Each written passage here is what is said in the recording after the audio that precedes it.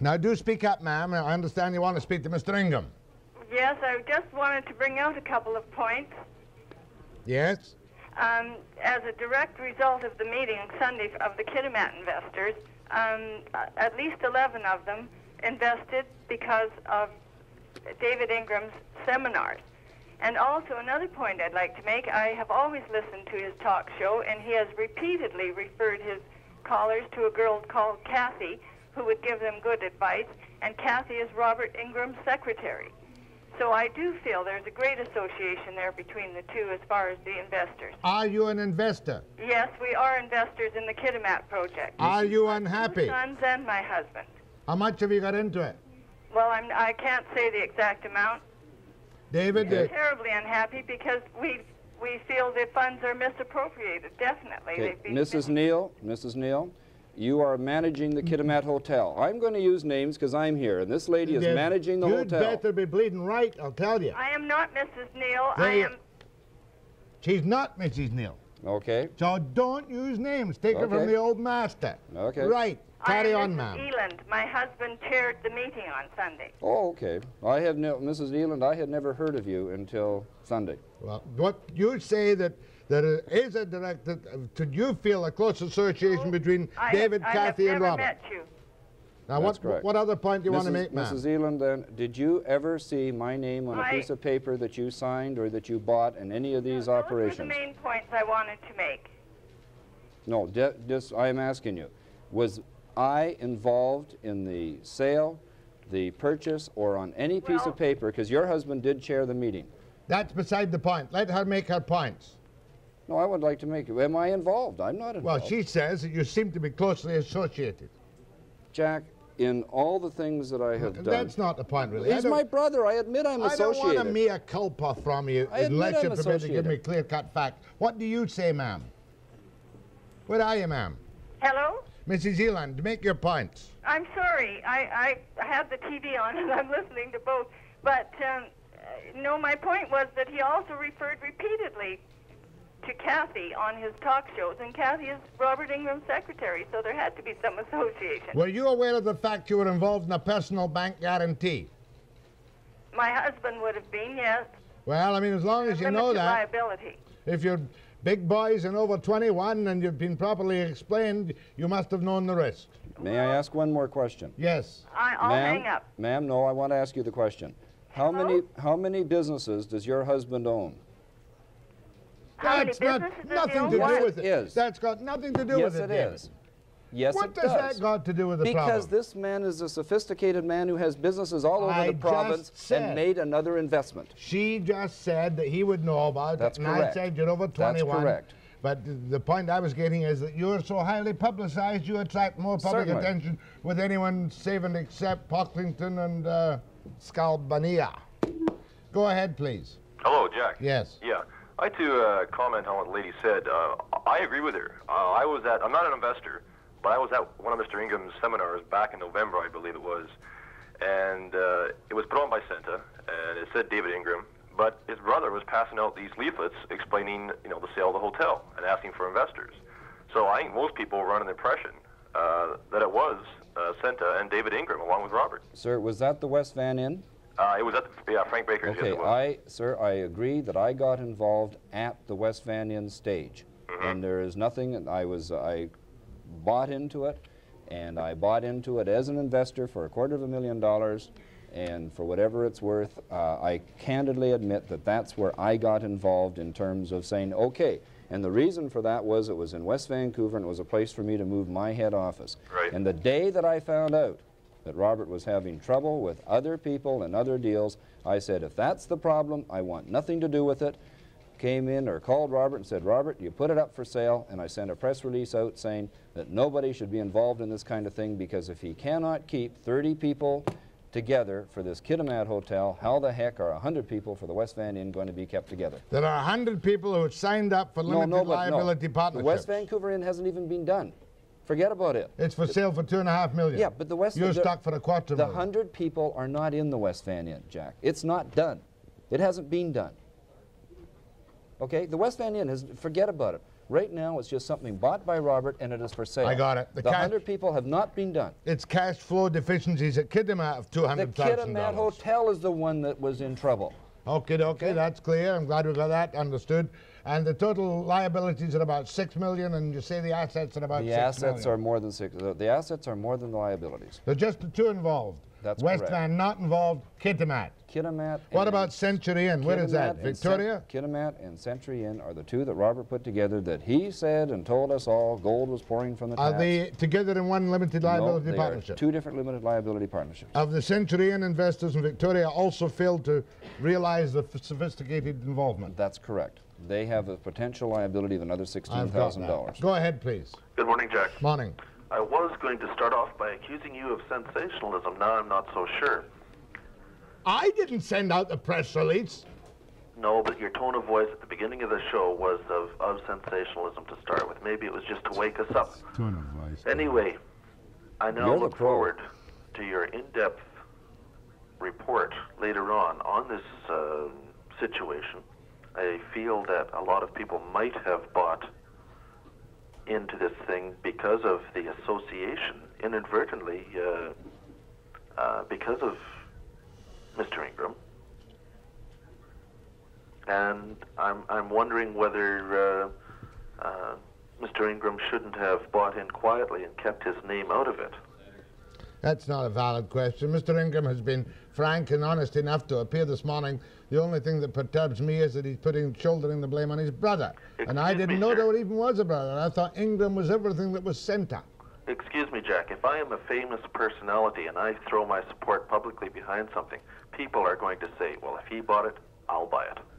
That's a fact And that's of exactly life. why I stopped the West Van Inn. But the only one I bought was the West Van Inn. Let's get that straight. But meanwhile, your brother, under the name of Cen-ta, is selling limited My liability brother partnerships. did it all in his own name. Do you want to know how? Look, he borrowed $500,000 from one guy in his own signature, $700,000 from another guy in his own signature. I've never even heard of them or met them. Well, I don't know all your brother's That's details. just what he does with his business. No, He's an no, independent businessman operating in 23 cities. You got the wrong... Nothing to do with me.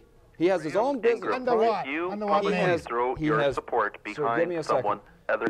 My brother has Pride Building Maintenance, Pride Tool and Equipment Rentals, Flowers by Calais. Just a second. My brother has more employees than I do. It's not relevant. My brother has, because he's an independent Not relevant. businessman. I'm not looking into your brother's business, except when you're involved and they're authoritative on your involvement with your brother.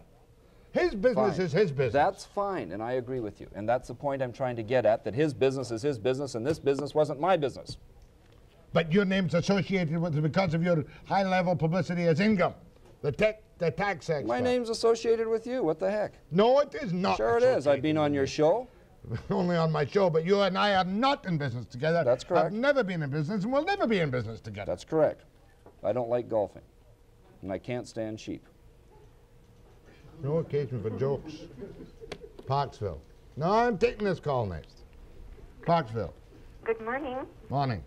I am also one of the investors in a couple of these projects.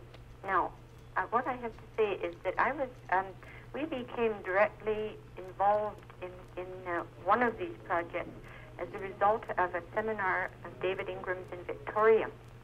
And we were given information on MERB. I have the business card of David Ingram's Cen-ta-Services stapled to the front of it. Robert was not at that meeting, and mind you, I understand that this is Robert's project, but we became directly involved. Ma'am, I merely want to know from you how much you have invested. $15,000 in Kitimat. How much of a write-off have you had in last year's taxes? This project just started last year. Well, they would No, get it's last year's taxes. last and she year's would've- taxes. And she would have got a $15,000 write-off. A $15,000. Are you happy or unhappy? Well, we're not very happy at the moment. Have you been called to sign your share of a personal bank loan guarantee? Yeah. How much for? Now, I believe we're for about $50,000. No, it's $70,000. $70,000. They're all $70,000. David, I have another guest here. Let me take a break and see if I can reshuffle things. Hold on, please. Do you mind? No.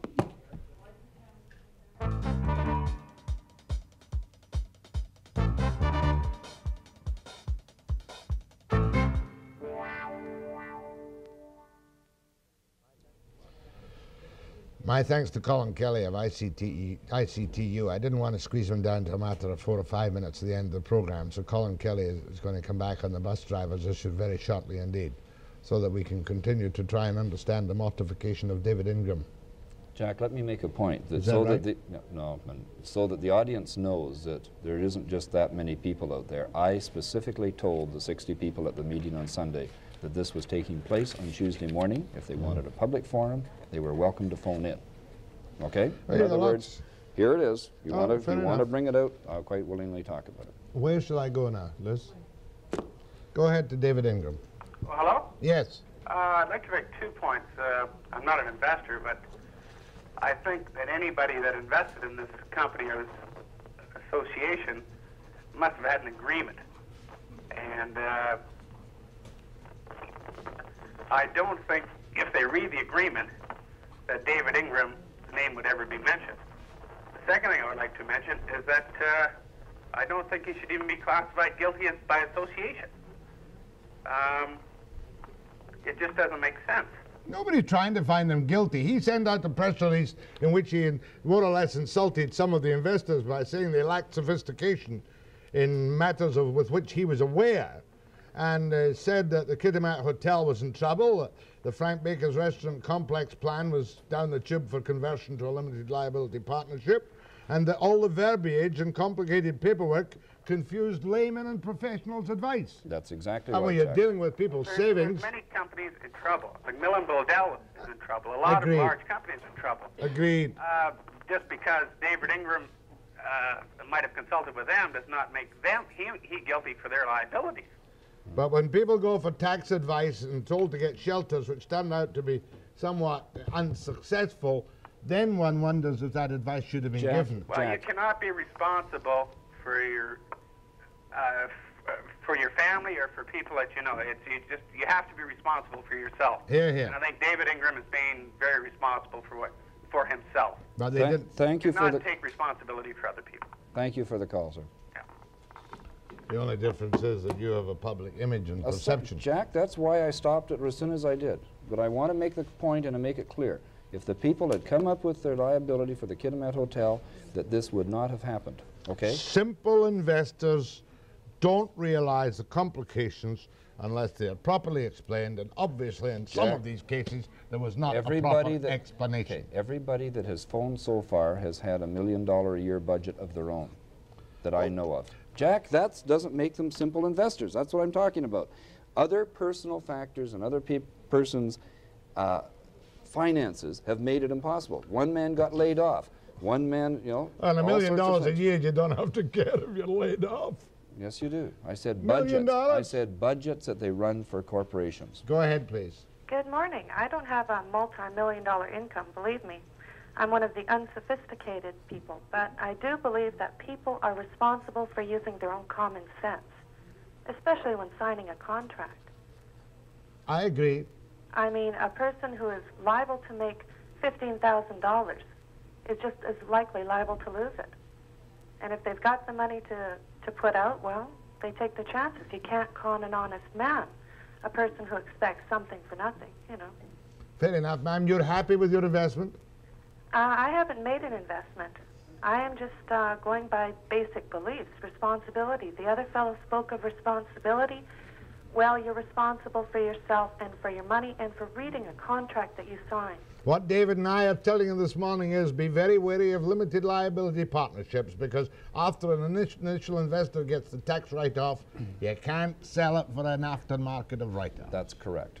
Well, so therefore, if that goes down the tube, and if the partners don't put up their cash payments to meet the deficiencies as required and sign the personal guarantees, the thing tends to collapse. That's correct. Thank you. Go ahead, please. Yes, when you're in the position of giving people advice, as you are with your taxes, etc., I don't think that you should be giving the advice that you have, and you have been very, very strong.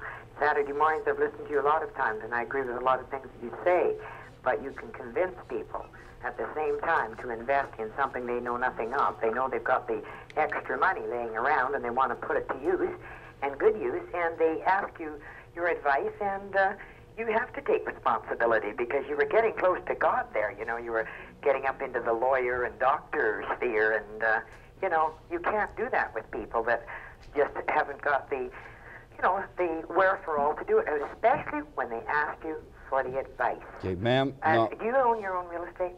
Yes, I do. Yeah, I thought so. Ma'am, and also you have travel, you've got, you're an intelligent person and you're moving about and, you know, doing these things, but at the same time you have to understand that others are not as, you know, equipped as you are mentally to do these things, and I think you have to hold it as to where you give advice.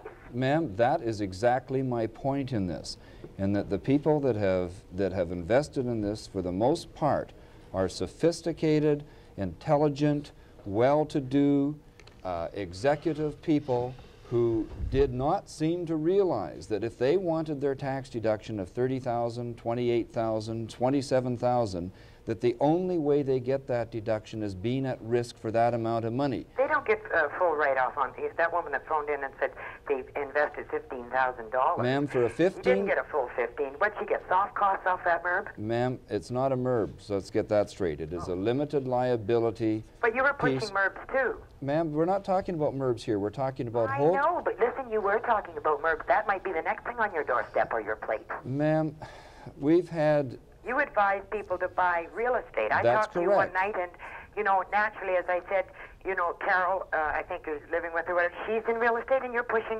that end of it, and that's okay, but there's a lot of people getting caught up into whether they should buy or not, and I've been in it for years, and I wouldn't advise people Carol's to do that living because with the me as a market, real estate? we don't know where it's going, and if I did know, You I'd be... talk about everybody else, and I shall talk about you.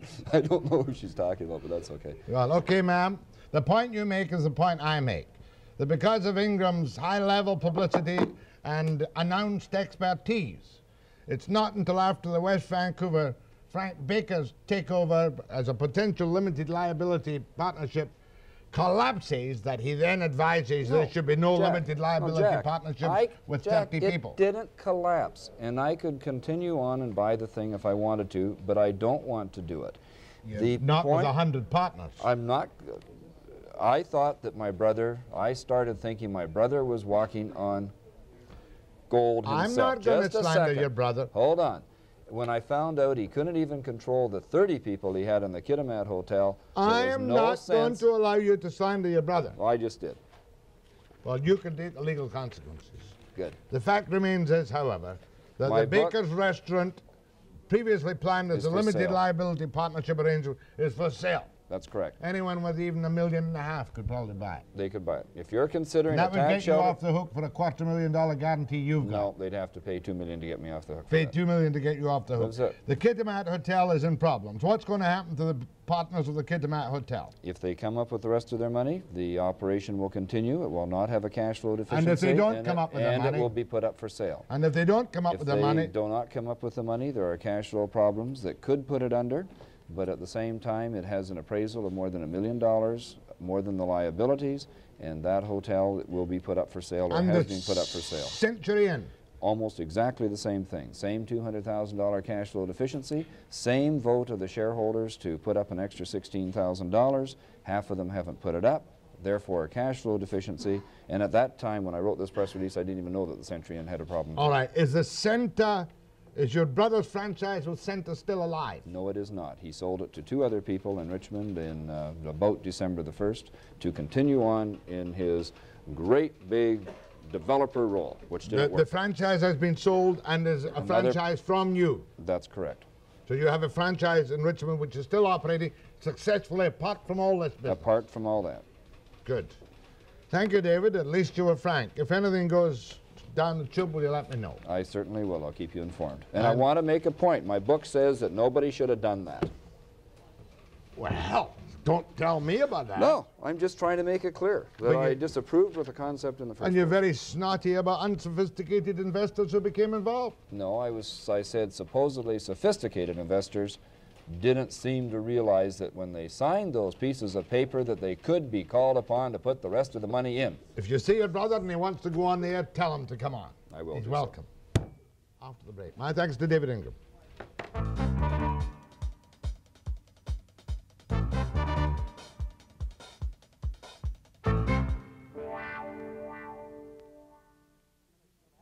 This is a short memo to Jim Nielsen, the Minister of Health. I thank you for your courtesy in arranging my walkabout at the Maples. I'm glad to see the secure unit is finished. I had great cooperation from Dr. Eves of the Forensic Psychiatric Commission. The fact is, though, that as of this day, only 8 of the 20-odd beds are full. And I want to draw your attention, Mr. Nielsen, to the fact that there are 22 youngsters, boys and girls, between the ages of 11 and 15, who are of a severe danger to themselves and a severe danger to those around them, all kinds and manners of emotional problems, knives and guns and sexual problems and aggressiveness and self-destructive and self-mutilation. I don't have to give you the list of the 22 people who are waiting not merely for possible admission to the Maples, but for assessment prior to admission. Now, Dr. Eves has told me, and I'm sure he's correct, that he has authority for phase 3, which is to hire and train those people to open up the rest of the closed unit, to put people in a secure setting, because there are youngsters who must be kept, no matter what anybody says, in secure settings for their own good and the public good. The whole program is too slow. The courts are very concerned. Good workers are very concerned. Now, at the same time, there has been a change. The medical director, Dr. Brian Harris, has now left the operation, resigned, I believe. He has been replaced. The head of unit number 3 has left too. So there are still problems there, and the hiring of the staff and the treatment of these 22 youngsters under assessment must not be allowed to suffer in the budget strictures at this moment. And at the same time, Mr. Nielsen, we want a yes on continuation of the Maples Elementary School, and we're waiting agog for your influence on the Treasury Board to make quite sure that that only school of its kind in British Columbia at the Maples in Burnaby is not wiped out. That's the #1 priority. Keep it alive and fill the secure unit with those kids who need it. After the break.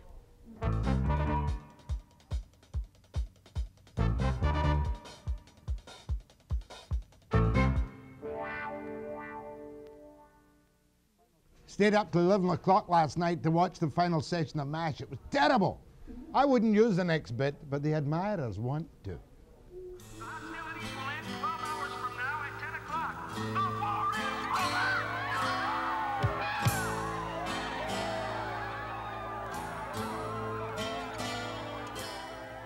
over. Goodbye, Hawkeye, so long, Houlihan. BJ and Klinger, Winchester and Father Mulcahy and Colonel Potter's gone. The party is over, but the players will live on.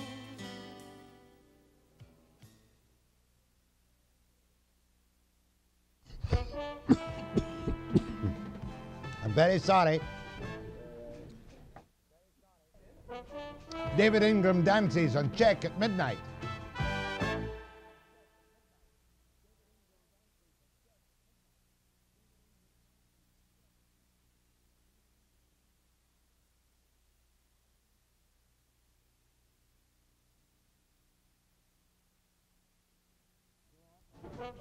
John Reynolds now. Do we want Reynolds? John Reynolds at 9 a.m. precisely?